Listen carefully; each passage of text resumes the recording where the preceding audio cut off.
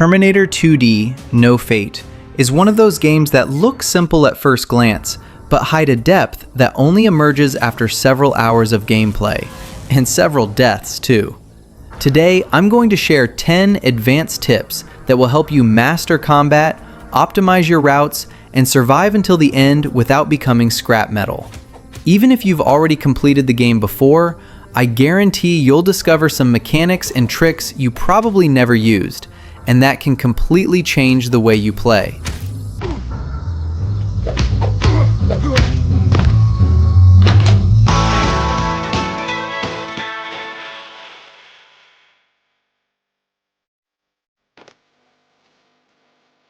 When I rediscovered the No Fate decision, it was like a breakthrough. That moment when you realized the game was hiding an entire system of choices and consequences right under your nose. Most people play the story mode as if it were linear, but the truth is, after the first playthrough, things change in a much deeper way than they seem. The game starts to mess with destiny, literally. These decisions you make during the levels are not just cosmetic. They affect not only the weapons you obtain, but also the combat style the game encourages you to follow. You can opt for a stealthier path, sneaking through the shadows and precisely disabling enemies, or embrace total chaos and turn everything into a spectacle of destruction with Carnage mode. It's almost as if the game asks, who are you in this future without destiny? The most interesting thing is how these ramifications lead you to completely original scenarios. It's not just a route change, the levels truly transform. Certain maps that previously seemed familiar gain new areas, enemies, and even weather variations that reflect the type of decision you made. This gives an absurd sense of replayability, especially for those who like to explore every bit of a 2D game with a cinematic feel. And the best part? The No Fate decision still leads you to multiple endings, a good one and a bad one. It's not that generic binary system like do the right thing and get the happy ending. Here, everything depends on the consistency of your choices throughout the campaign. Small decisions accumulate weight, and when the game shows you the final consequence, it's impossible not to feel that shiver of, did I do the right thing? Ultimately, mastering the No Fate decision is the step that transforms Terminator 2D No Fate from a good action game into something truly special. When you unlock the alternative paths and access the 15 extra levels, the game opens up like a new universe, and you realize that the true enemy of the future may have been your own decisions all along. Choosing the right character is much more than a matter of preference. It's about identity. Each character completely changes the rhythm of the game and the way you face challenges. When I realized this, I started to think of the phases as arenas tailor-made for each style, and that's when the matches really start to shine. Starting with the classic, the T-800. Playing with him is like activating the brute force mode of the franchise. The minigun turns any hallway into a field of pure chaos, and the feeling of power is absurd.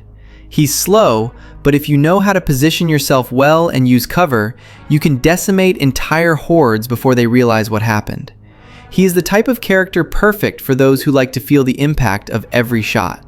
Future John Connor is the complete opposite, more tactical, agile, and made for those who enjoy the run and gun style.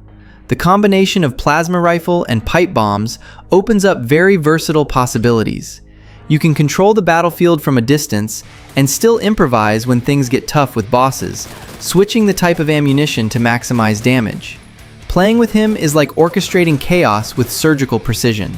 Now, if your thing is agility and efficiency, Sarah is the right choice. She is perfect for those who like stealth and speedruns, that style where every movement matters and silence is your greatest weapon.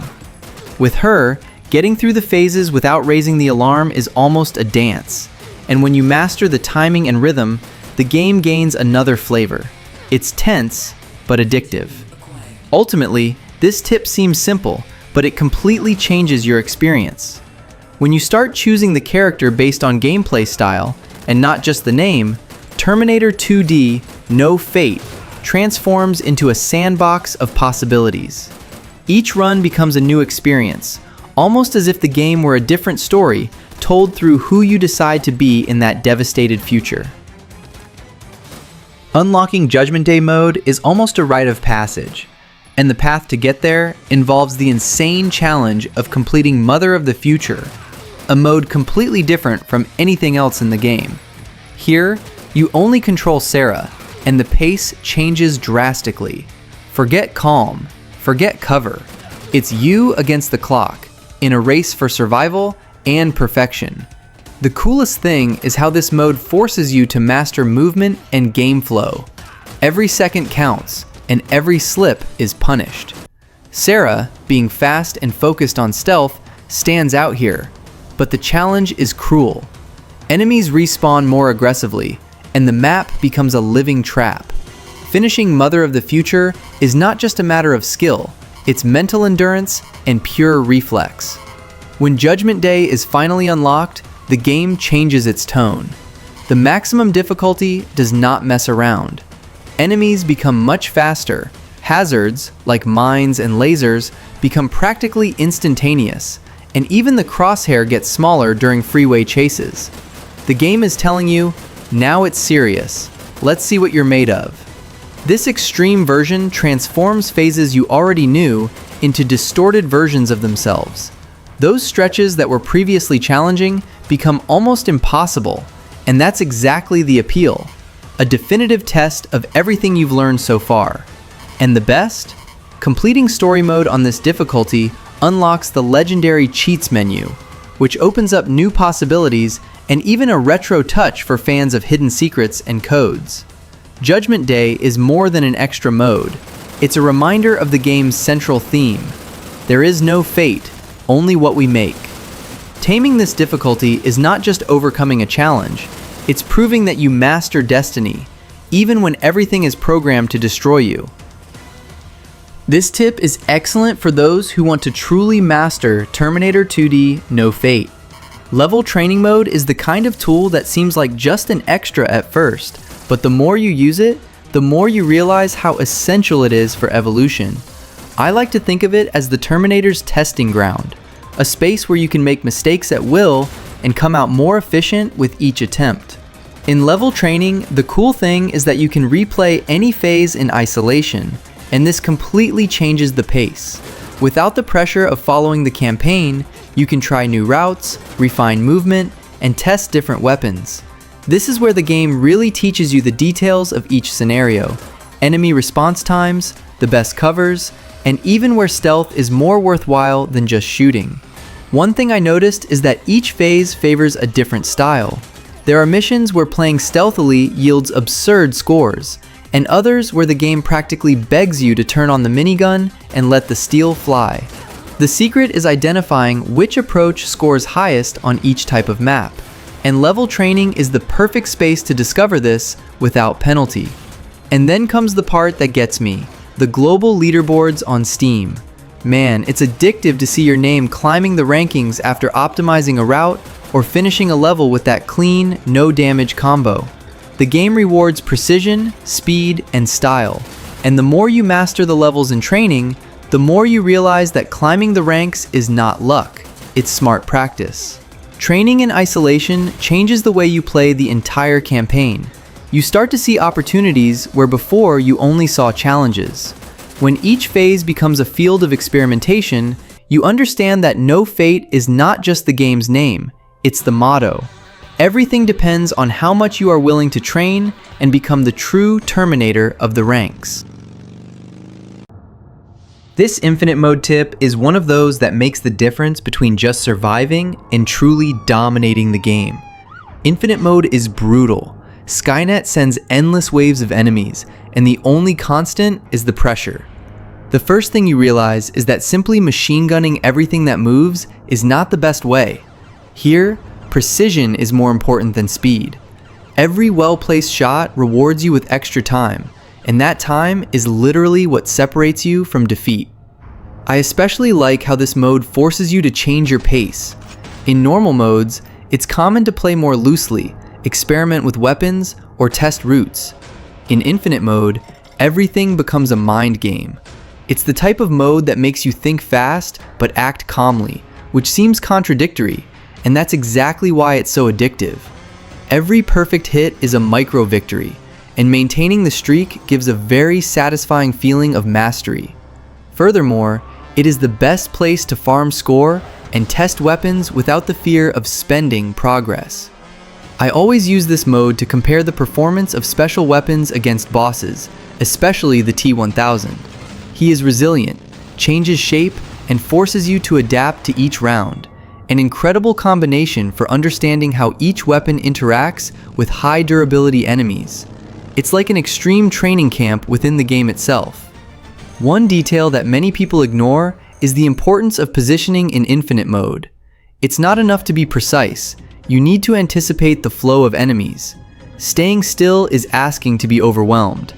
I usually play in a more mobile way, taking advantage of controlled recoil to maintain distance and find clean shooting angles. It's impressive how a few well-spent seconds can earn you extra minutes of survival.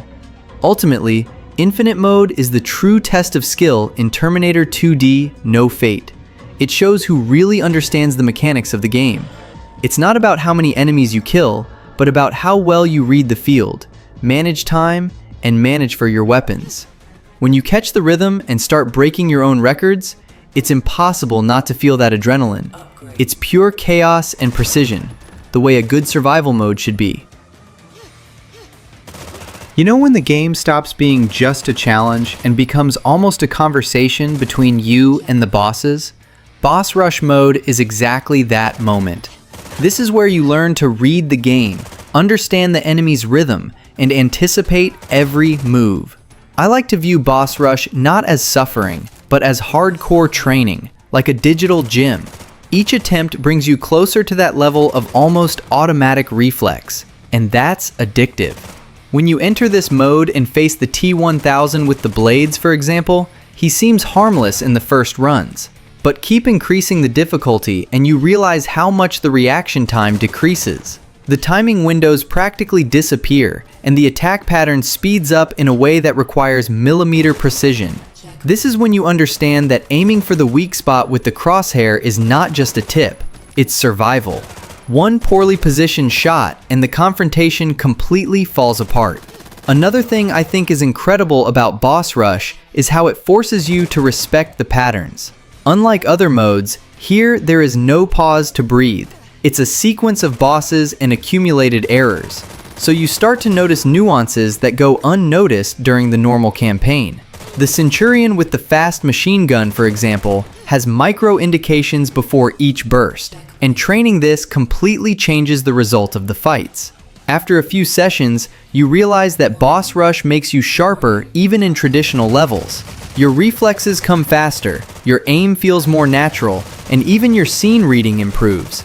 It's as if the entire game is slower after this intensive training. For me, this is the beauty of this type of mode.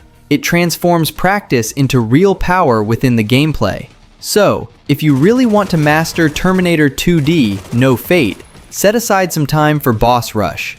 Go without fear of losing, because it is in this process that you internalize what really matters. It's not about memorizing patterns, it's about feeling them. When the controller seems to move along with your thought, that's when you truly conquer the game. This game is the type of experience that seems simple at first glance, but each level has a completely different rhythm. And this is where many people get confused, trying to play them all the same way. The truth is that the game forces you to change your mentality depending on the scenario. And if you don't understand this, hard mode becomes a nightmare. In the Cyberdyne factory stage, for example, the secret is total discretion. I learned the hard way that running around and shooting there is asking to be fried by the welding arms and jet flames. On hard mode, these dangers become absurdly fast, so patience becomes your greatest weapon. I usually use the sound of the machines as a reference. If you hear that loud metallic hiss, it's a sign to duck and wait. The game even rewards those with this touch of stealth, because you save a lot of ammunition for more intense phases later on. When I arrive at the steel mill, everything changes. There is no such thing as being subtle here. It is pure brutality. The setting already puts you in the mood. Molten metal, shadows, and that air of final confrontation. And this is the time to let your finger fly on the trigger.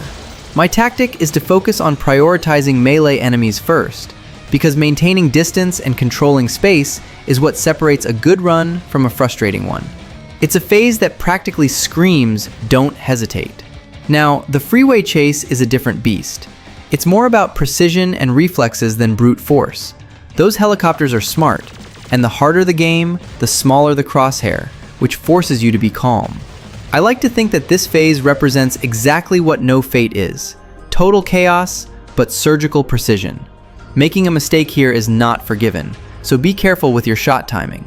Ultimately, adapt tactics per level is not just a gameplay tip, it's almost a game philosophy. Each phase puts you under a different type of tension, and mastering this is what transforms an average player into someone who truly understands the design behind No Fate.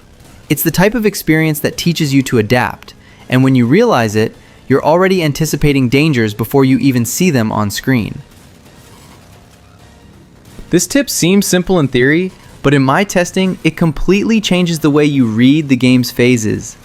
Many people treat cover as a panic button, but the game rewards you when you think of it as a position, almost a puzzle of where it is worth stopping and where it is worth advancing. When you start using cover with intention, you stop taking silly damage and start controlling the pace of the shootout.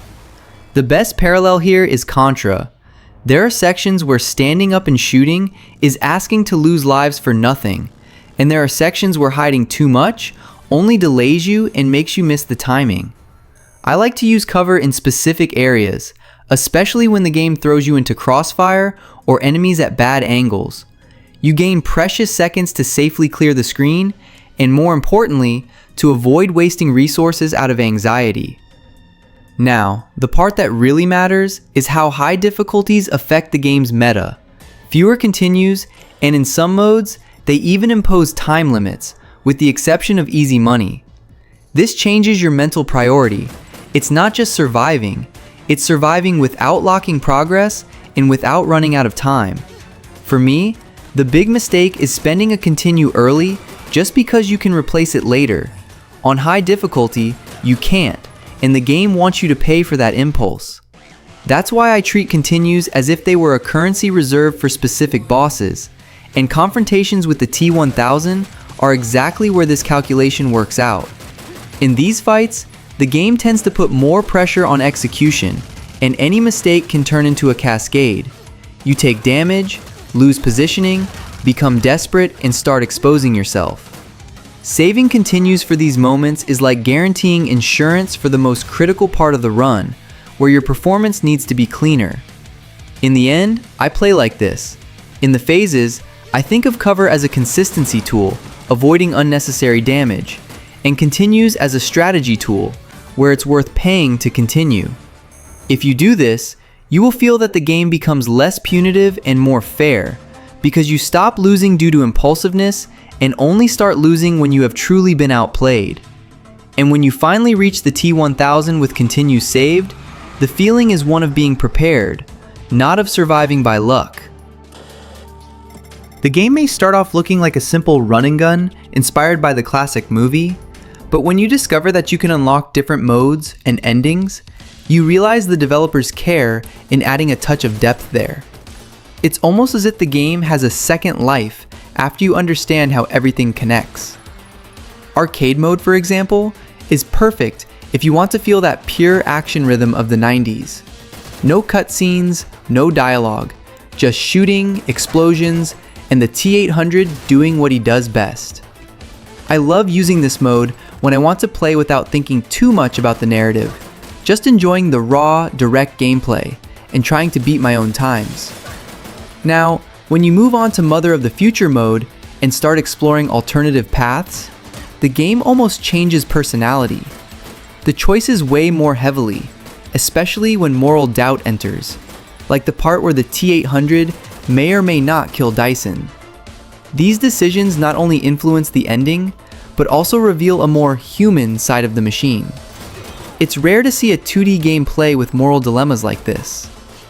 These variations also unlock modes like Boss Rush and Infinite, which are a feast for those who like a challenge. Facing all the bosses in sequence, or seeing how long you can last in endless hordes, brings that intense arcade feeling. You start memorizing patterns, optimizing movement, and realizing how precise the control really is. These are modes that make you value the game's design in a different way. And best of all is following the different endings. I've seen videos showing at least 4, and each one gives a different tone to the story. Some more tragic, others more hopeful. It's as if No Fate wasn't just a subtitle, but a central idea. The future really depends on your actions within the game. Few 2D titles manage to capture this with such personality. If you want to play Terminator 2D No Fate, already thinking about the leaderboard, the first change in mentality is to treat each run as a package of time and consistency, not as a campaign. And then comes the simplest part, and the most painful for those who enjoy the vibe: skipping cutscenes. In a speedrun, every unplayable second becomes a tax, and when you add that up over several attempts, it's literally the difference between being stuck in the middle of the table or starting to poke the top. The secret is that leaderboards almost always reward those who build a repeatable route, so skipping cutscenes is just the beginning. You need to reduce everything that interrupts flow. This includes micro-hesitations, quick resets when the phase starts badly, and even choosing approaches that are a little less pretty, but more stable. I like to think like this: you are not just completing the phase, you are polishing a script where each phase has a clear objective. Good time without exposing yourself to silly deaths. Now, about mode priorities. I would go with No Problemo / Hasta la Vista first, because they are that perfect balance point for more advanced players. You can play aggressively, test the route, learn where you can push it without the mode crushing you for any minimal error. This is where you develop consistency of execution and still feel like you're playing really fast. And that consistency becomes fuel when you decide to raise the stakes. When you are comfortable, then it makes sense to face Judgment Day as your supremacy run. This mode is the type of thing that doesn't forgive, so it forces you to refine positioning, risk management, and decision-making under pressure. And the truth is that, for leaderboards, high difficulty usually amplifies the difference between players. Those who master this mode normally set themselves a step above, because the margin of error becomes microscopic. And there is one detail that I consider crucial. As there are scores per level and also global scores on Steam, I would play as if they were two different sports. Score per level is great for you to farm specific mastery and make surgical route adjustments in that section, while the global score requires consistency and whole run stamina. I always recommend alternating sessions. One day focused on a single phase to optimize score / time, and another day focused on a complete run, because that's when you discover where your beautiful route on paper collapses when the pressure of maintaining the rhythm enters.